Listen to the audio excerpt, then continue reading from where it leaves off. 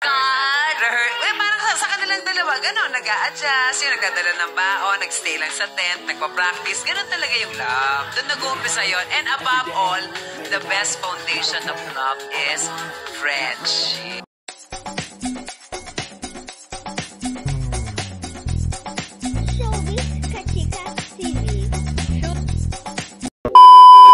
Hello mga kachika, talaga namang malapit na nga ang first ever movie ng Kim Pao na sila Kim Chiu at Paolo Abilino, kaya naman talaga namang kaliwat kanan na nga ang kanilang mga mall show nationwide.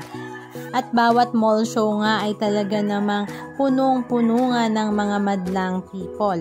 Full support nga ang Kim Pao fans, lalong-lalo na nga ang mga netizens na aliw nga sa magka-love team na ito. At real couple nga daw in real life.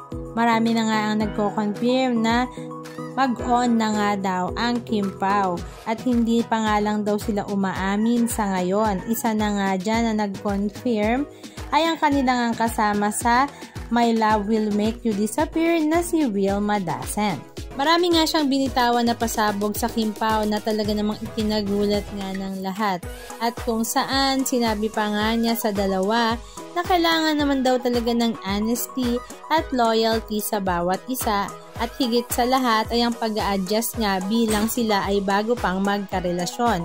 Talaga namang ito ay ikinakilig ng mga netizens at ng madlang team. At nang makorner nga ng ilan sa mga netizens si Wilma Dacent ay itinanong nga ng mga ito kung mag-on na nga ba, mag-boyfriend, girlfriend na nga ba ang Kim Pao at sumagot naman siya ng pabulong na oo.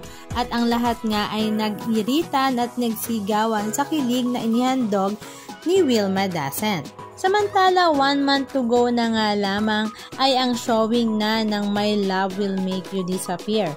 At talaga namang inaabangan na nga ito ng lahat ng ating mga kababayan. Halika at panoorin natin.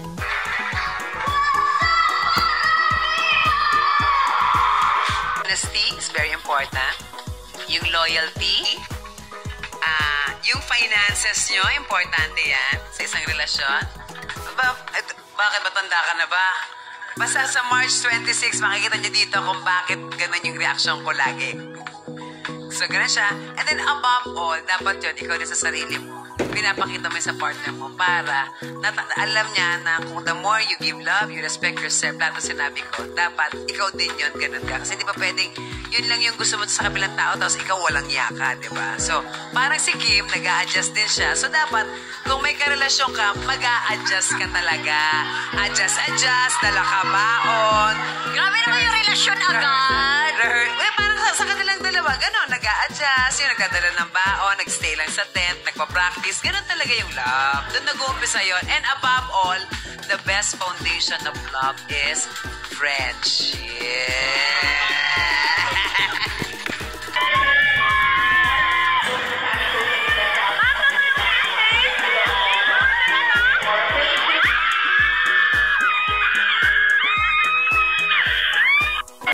Anong masasabi nyo mga kachika? Just comment down below.